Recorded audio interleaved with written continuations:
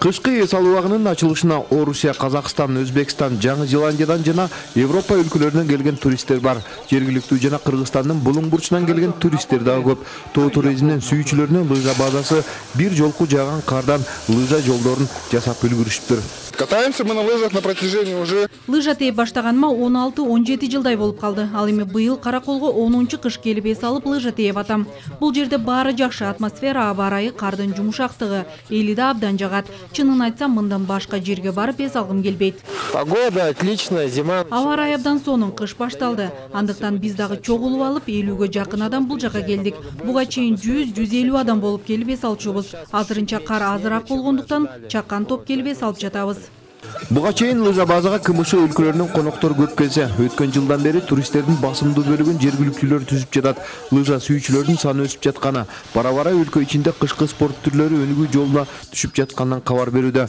Бул жака бир келген чет элдик турист болсо, тоо лыжа базасына, аны курчап турган жаратылышына ашык болуп кетет.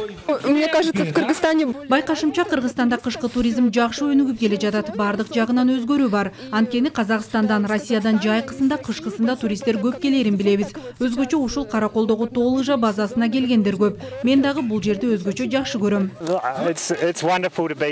Эс алуубуз абдан жакшы өтүп жатат. Жаратылышы, тамак ашы да менин купулума толду. Быйылкы эс алуу Кыргызстан мен үчүн унутулгус күндөрдү тартуулайт. Жана кийин дагы ушул нерсе уланат деп ойлойм. Сервис.